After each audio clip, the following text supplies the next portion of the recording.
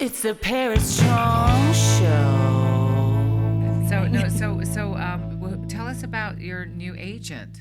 Well, I've had him for a while. Matt is amazing. And like, as people know, as you know, it's like a marriage. It's not just a business. This is the man. I don't know. I'm not married. Well, I feel like I don't want to be. I feel like I talk to him like almost as much as my partner, actually. Like, you know how you have your Facebook, or not Facebook, and in your iPhone, like the people the circles that you talk to the most. It's my partner. I have one for myself so I can send myself notes. Right. And it's my agent. And that's it. It's just the three.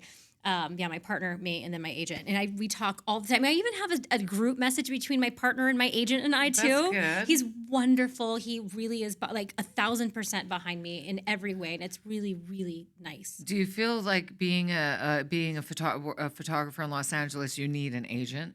I think so. Yeah. I mean, I feel like maybe it's something I learned from being a makeup artist and having an agent for 20 years. I feel like it separates you from from the pack, because we are so oversaturated. I'm a dime a dozen. I mean, we are living in. No, you're not. I honestly, like, creatives are a dime a dozen. Not to say that they're not all special. They're all wonderful and special and fantastic, and there is room for everybody. Right. Fully. There's a job for everybody. There's room for everybody. But it is oversaturated. Every creative, every creative field. LA's oversaturated. Yeah, I mean, I think in big cities are LA, oversaturated. New York, of course, right? And so it was nice to have someone, it was nice to be put in a group where, like, I had support. They were like, okay, here are the non-represented, which they get jobs too. It's fine. It's not about that. There are plenty of wonderful, talented artists who aren't represented that still work, but it works this is what works for me, and this is what I prefer. I like feeling supported, and I like feeling like I have a teammate and someone behind me, and like someone I can call and like vibe with, and I can be like, hey, what do you think about this idea? Or like,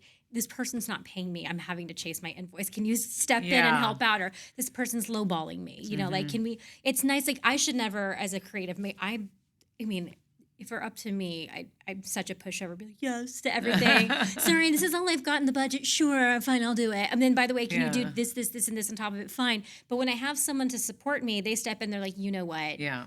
This is what she's worth. This is what we're taking. This is what she'll do for it. This is the amount of edits we're going to do. So it's nice to have someone talk about like good cop, bad cop. He does all the not fun stuff. I just get to be the fun, creative person that steps in and does the work, and he takes care of the So you'd housekeeping. advise people in the business, people getting into the business, it's better to try to seek out an agent or a manager instead of going, because I know a lot of people are going through this route through, there's job interviews or there's casting calls on Instagram, and people are just putting stuff out there to just kind of show up at things, but you think it's better?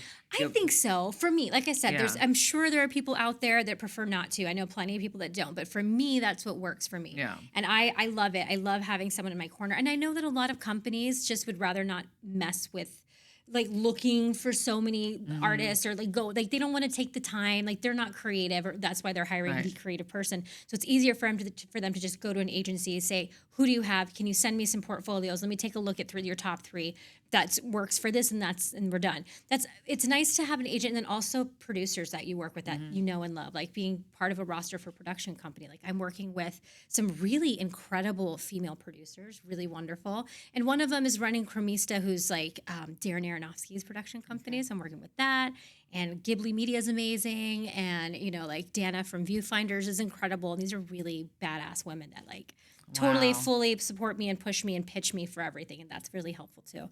It's hard finding work sometimes, like especially during these I know weird droughts. No, it's because in Los Angeles we had a writer's strike and there were an actor's strike, and so there was a lot going on not that long ago, and it did really. It was noticeable how the business was not the norm in Los Angeles. So I think we're still feeling it. Yeah, I think a lot of it. I think a lot of people are scared to do anything right now because of the temperature in Los Angeles. But it's the Paris Chong Show.